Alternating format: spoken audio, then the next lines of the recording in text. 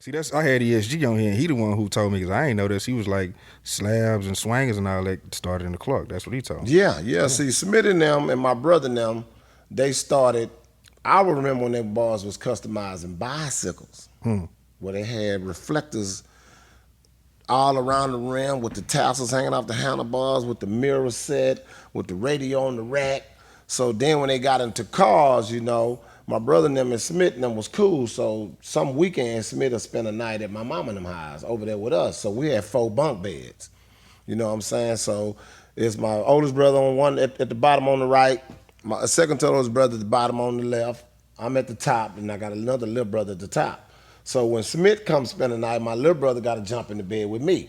And then Smith gonna take his bed. So them boys talk about cars all night. What they gonna do to them, how they gonna do it, what color they gonna paint it, how they gonna drop it. They doing all that, but I'm sucking it all up. I'm looking and paying attention. And that was like the main focus that they was worried about, like customizing their cars. So Smith had a 77 Cutlass, and it was gray. Then he ended up painting it midnight blue.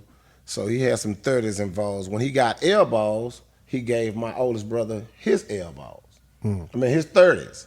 And then my brother Joe got elbows and ended up giving my brother Ronnie his elbows, and he had a set, and I was the one washing their cars.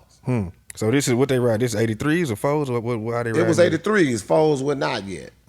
Elbows actually came out in 79. No shit. Yeah, they named 83, 84 is just what caught. You know what I'm saying? But the first elbow came out in 79. So, but we wasn't ready for him. So there's a guy named Randy Arnold. He out of Alameda Plaza. He the first guy to take a set of them offset elbows, rims, and put them on a car other than a Cadillac. So we had this, not me, I'm talking about the older guys, my peers. They had this way that they had a profile that you sit in your car. So we didn't have no AC. So let's kill that. You're riding hoops, yeah. Yeah, your car wasn't that tight. You didn't have no air conditioning. You know what I'm saying? So you got your window down, you got the top off. So the profile was, everybody had one hand on the steering wheel, and this rim sitting on the door, this elbow sitting on the door post. So when you passing by, you got your members only hat on and your jacket and everything. You peeping the girls and the women and the niggas and everybody and the boys, the players. You profiling your car. So that was your look. And everybody had that look, and then back then they didn't have no seatbelt law. So if you got your lady with you, she sit right here. And then your other partner, he sit right there. And then you might got 2 more partners in the back. He might got one of his partners with a gal in the back. So we always roll like that because we was kids. You know what I'm saying? And the guy, Randy, has said, he said, man, my rims is poking out like my elbow. These elbows. And That's where it stuck. That's where the name started, right there.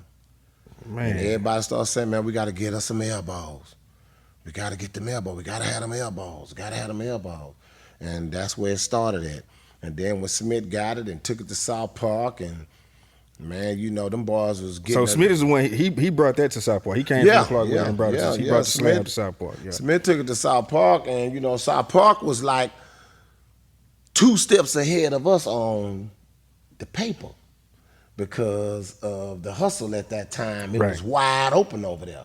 You know what I'm saying? We were still more, on strict parenting.